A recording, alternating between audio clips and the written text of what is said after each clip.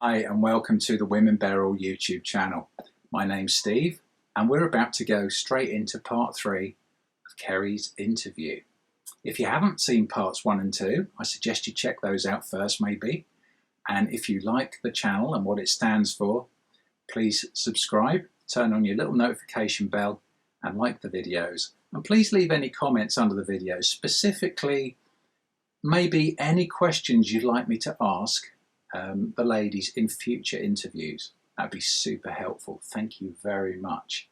Anyway, let's get to it. So at the end of part 2, I asked Keri this question.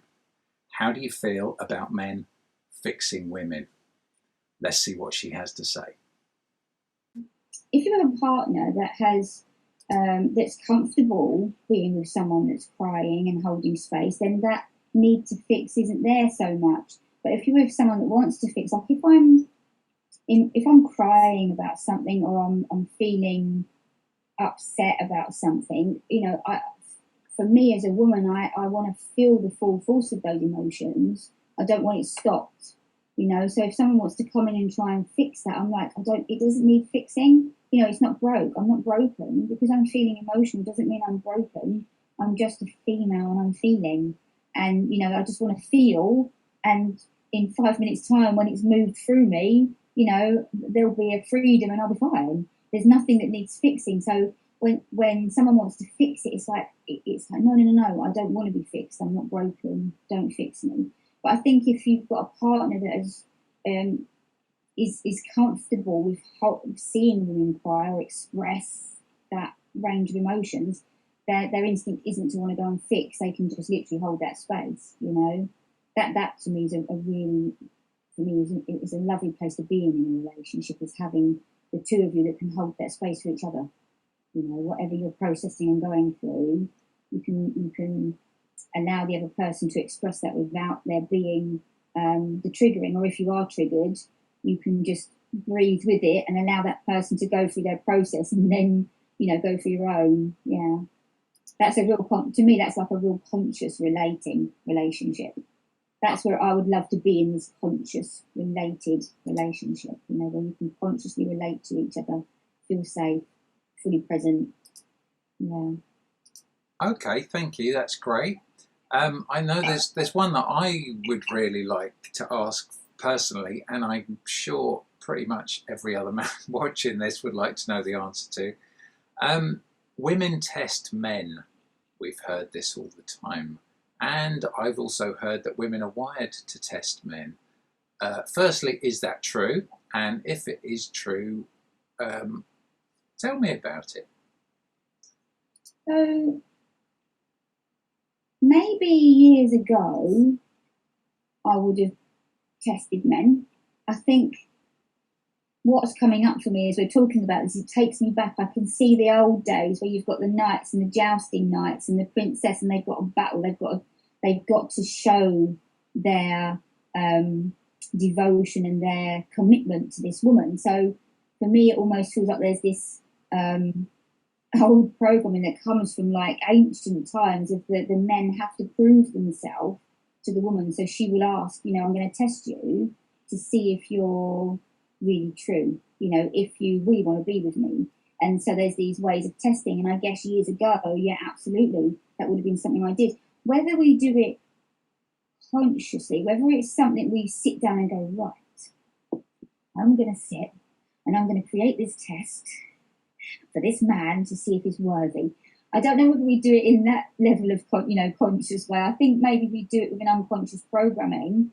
For me now, whether I stay in the marriage I'm in or whether I move into a new relationship, it's not so much. I think when you've worked through being worthy in yourself, you don't need someone else to prove their worth to you, if that makes sense. That need to test isn't really needed anymore. I think if we can work on ourselves and our own self-worth, then we don't need that level of testing. But yeah, absolutely, for sure, it would have been something that I would have done years ago, and I'm pretty sure most women do now, not necessarily consciously, like I say. And I think, as a little girl, when you watch, it's amazing how much stuff is programmed into you through nursery stories, fairy tales and the Disney movies. And, you look at the Disney movies, what is the hero in there? He always is fighting for his princess. He's proving his worth. He's proving he's worthy for her love. So right from a very young age, these are the things, the programs. So if you've got a guy that's not showing up fully, you're going to start testing. Do you really want to be here? Do you really want to be with me? And it isn't a way to consciously relate, but it's a level where I wouldn't want to give a percentage, but there's a big chunk of the population that are still at that place in that way of relating. Do I think it's healthy? No, because it puts a lot of pressure on the man, to perform and oh my God, I've got to prove my worth, Whereas if we could go in and just be open with each other, present and love, it kind of would be a lot easier. Okay, that makes perfect sense. Thanks, Keri. There's 2 or 3 times now you've mentioned princesses and princes and knights in shining armour. Do you think that ideal can ever exist in a relationship? Like the fairy tale, I've not experienced it myself. Do I think it's possible? Absolutely. I don't know if that's even necessarily healthy, to be honest, because when you look at the archetypes of the princess and the knight in shining armour, that for me, you've got a very disempowered woman that, is kind of waiting for her knight to come and save her. So when you actually get to the bones of it and break it down, it's not a very healthy relationship dynamic.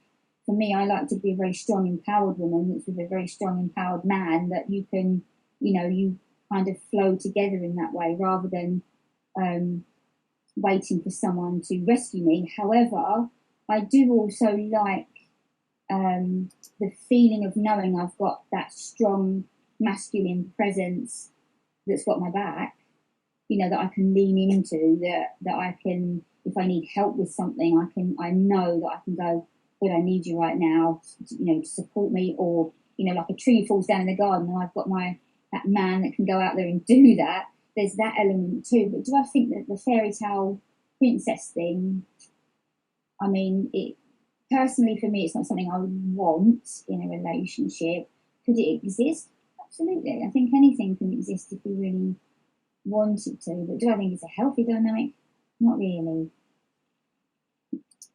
Okay, thank you. Is there anything else you would like to add? Because I've got this feeling that this is not the last we're going to see of you. It's the first. No. You're the first lady on the YouTube channel, and I know you're on this journey, and your marriage is evolving in whatever way it's going to evolve. So I know we're going to see you again. Yeah, definitely. I feel the same. I do feel that as this evolves a bit more, there'll be more to share, and I just hope that whatever I'm sharing helps other people as well. That's the whole point in doing this, is to help ourselves and to help other people too. So I'm pretty sure I'll be on here again. Wow. So what did you all think of that? Please write something in the comments about what you thought of it. If there are any other questions you'd like me to ask Keri next time, because I know we'll see her again. And thank you, Keri, for being so open and honest. If you like the channel, the worldwide movement, the fact we're doing a book series, please subscribe to this channel, turn on your notification bell, like the video and share it. Let's get this message out. And please do remember, you can pre-order the first book in the Women Bear All series now, and that is What Women Want Today from Relationships and Men. Link is in the description of the video below.